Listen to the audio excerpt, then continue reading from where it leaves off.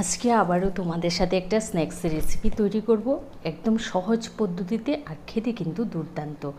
আর এই স্ন্যাক্সটার নাম হলো পটেটো স্পাইরাল স্ন্যাক্স। কিভাবে তৈরি করছি শুরু থেকে শেষ পর্যন্ত আমার সাথেই থাকো, ছোট্ট একটা ভিডিও। এবার তাহলে চলো জেনে নেওয়া যাক এই রেসিপিটা কত সহজে আর সহজ পদ্ধতিতে তৈরি করে নেওয়া যায়। তার আগে যারা আমার চ্যানেলে নতুন আছো, চ্যানেলটা সাবস্ক্রাইব করে পাশে থাকা বেল আইকনে ক্লিক করে দিও, আর ভিডিওতে কিন্তু একটা লাইক দিতে ভুলো না। এখানে আমি আলু লম্বা লম্বা করে কেটে নিয়েছি, দিয়েছি হাফ চামচেরও কম নুন। তো দেখো, তোমরা দেখতে পাচ্ছ আলুটা কিভাবে কেটে নিয়েছি। আমরা যে ফ্রেঞ্চ ফ্রাইজ করি না, ঠিক সেভাবে আমি আলুটাকে কেটে নিয়েছি। এবার দিয়েছি চাট মশলা, গোলমরিচের গুঁড়া, লাল লঙ্কার গুঁড়া, যেই লঙ্কার গুঁড়াটা একটু ঝাল থাকে সেটা দিয়েছি, আর সামান্য একটু দিয়েছি হলুদের গুঁড়া। এই সমস্ত কিছু না আমি ভালো করে মেখে নেব, যাতে আলুর সাথে মশলাগুলো ভালোভাবে মিশে যায়। এবার দেখো মাখা হয়ে গেছে। তো আলু আর মশলা ভালো করে মেখে নেওয়ার পর আমি এক পাশে আলুটাকে রেখে দেব। এবার এখানে নিয়েছি আমি 150 গ্রাম ময়দা। ময়দার মধ্যে সামান্য একটু নুন দেবে, এখানে নুনের পরিমাণটা কিন্তু খুবই কম দেবে।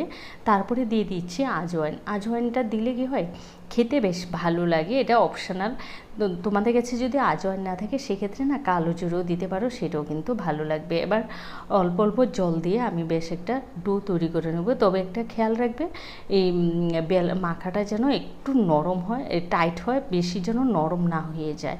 এবার দেখো এই ডোটা নিয়ে আমি এখানে একটা লেচি বড় করে তোমার রুটির মতো বেলে নেব। এটা কিন্তু একদম পাতলাও করবে না আর একদম ঘনও করবে না। আর এটা যে গোল হতে হবে তারও কোনো কারণ নেই, কারণ এটাকে আমি ছুরি দিয়ে কেটে নিচ্ছি। তো আমার কাছে একটা পিৎজা কাটার আছে, পিৎজা কাটার দিয়ে কিন্তু আমি কেটে নিয়েছি। এবার লম্বা করেও কেটে নেব সমস্তগুলোকে, একদম আমরা ওই যে নিমকির মতো করি না, ঠিক সেভাবে আমি কেটে নিচ্ছি। তো এভাবে কিন্তু আমি এক এক করে সবটা কেটে নেব, আর তোমরা কিন্তু ছুরি দিয়েও এটাকে কেটে নিতে পারো। তো দেখো সমস্তগুলো কিন্তু আমার কাটা হয়ে গেছে। এবার আমি এগুলো দেখো একটা তুলেও দেখাচ্ছি, এইভাবে তোমরা কিন্তু কেটে নিতে পারো। তারপরে ওই যে মশলা মাখানো আলুটা আছে, সে আলুটাকে না আমি একটা একটা করে এখান থেকে লেচির পার্ট নিয়ে নিয়ে র্যাপ করে নেব আলুটাকে। আর কিছুই না, শুধু আলুটাকে একটু একটু করে র্যাপ করে নিতে হবে। তো এভাবে সমস্ত আলুগুলোকে আমি র্যাপ করে নিয়েছি। এবার এখানে তেল বসিয়ে তারপরে তেলটাকে না প্রথমে ভালো করে গরম করে নিয়ে একদম অল্প আছে এগুলোকে একটু সময় ধরে ভেজে নিতে হবে, কারণ আলুটা কিন্তু একদমই কাঁচা আলু, এই আলুটা কিন্তু পুরোপুরিভাবে সেদ্ধ হতে হবে। তার জন্য তোমরা একদম অল্প আছে কিন্তু ভেজে নেবে। তো একটা দেখো আমার কিন্তু খুলে গেছে, তো তাতে কোনো সমস্যা নেই। আর যখন তোমরা আলুটাকে রেপ করবে তখন না একটু চেপে দেবে, যখন ময়দার পার্টটা দিয়ে যখন তোমরা আলুটাকে পেঁচিয়ে নেবে।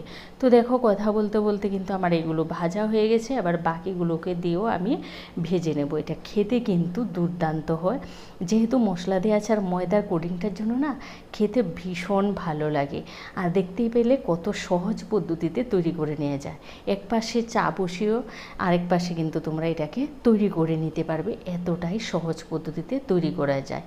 আর এই রেসিপিটা কিন্তু তোমরা তৈরি করে রাখবে না, যখন খাবে ঠিক তখনই তৈরি করে নিতে হবে। এবার এখানে আমি একটা মশলা দিয়েছি, মশলাটা কি বলো তো, চাট মশলা আর একটু বিট নুন, আর দিয়েছি এখানে ওই যে ঝাল লঙ্কার গুঁড়ো একসাথে মিশিয়ে তারপরে উপরে ছড়িয়ে দিয়েছি। চাট মশলাটা ছড়িয়ে দিয়ে খেয়ে দেখো, দুর্দান্ত লাগে। তাহলে তোমরা দেখতে পাচ্ছ কত সহজ পদ্ধতিতে সুন্দর একটা রেসিপি তৈরি করে নেওয়া যায়। এই ভিডিওটা ভালো লাগলে তোমরা তোমাদের আত্মীয় স্বজন, বন্ধুবান্ধব সবার সাথে বেশি বেশি করে শেয়ার করে দিও। আর যারা আমার চ্যানেলে নতুন আছো, প্লিজ চ্যানেলটা সাবস্ক্রাইব করে পাশে থাকা বেল আইকনে ক্লিক করে দিও, তাহলে যখনই নতুন নতুন ভিডিও আপলোড দেব সবার আগে পৌঁছে যাবে তোমাদের কাছে। তোমরা ভালো থেকো, সুস্থ থেকো, আবারও দেখা হবে নতুন ভিডিও নিয়ে। আর অবশ্যই অবশ্যই ভিডিওতে কিন্তু একটা লাইক দিতে ভুলো না, আর বেশি বেশি করে শেয়ার করে দিও। আজকের মতো আমি বিদায় নিচ্ছি, আবারও দেখা হবে নতুন ভিডিও নিয়ে। টাটা।